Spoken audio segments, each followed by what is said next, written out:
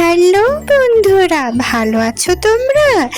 জানো, টুনি পাখি একদিন সকালে তার বাচ্চাদেরকে স্কুলে পাঠানোর জন্য ঘুম থেকে ডেকে তুলছিল।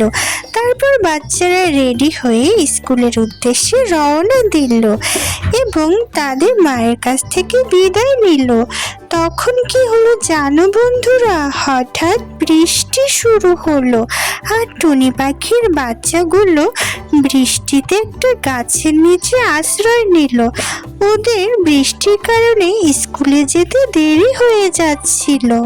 তাদের কাছে কোনো ছাতা ছিল না যে বৃষ্টিতে ছাতা ব্যবহার করবে।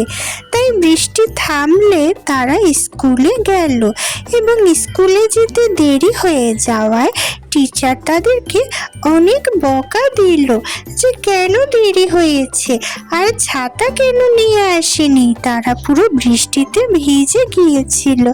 তাই টিচার রাগ করে তাদেরকে ক্লাসে ঢুকতেই দেয়নি, বাইরে দাঁড়িয়ে ওদেরকে শাস্তি দিয়েছিল। স্কুল শেষে বৃষ্টি হলে ওদের সব বন্ধুরা ছাতা নিয়ে বাসায় গিয়েছিল, কিন্তু ওরা বৃষ্টিতে সেখানেই আটকা পড়ে গিয়েছিল। বৃষ্টির কারণে আর বাসায় যেতে পারেনি সময় মতো, একেবারে সন্ধ্যা হয়ে গিয়েছিল।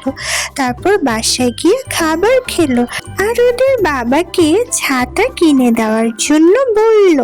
বর্ষাকালে স্কুলে যেতে ছাতার খুবই প্রয়োজন বন্ধুরা, কিন্তু টুনি পাখিরা অনেক গরিব ছিল, ওদের কাছে ছাতা কেনার টাকা ছিল না। তবুও টুনি পাখিরা চিন্তা করতে লাগলো যে টুনির কিছু জমানো টাকা দিয়ে ছাতা কিনে দিবে। আরো মজার গল্প দেখতে চাইলে সাবস্ক্রাইব করো বন্ধুরা। টাটা।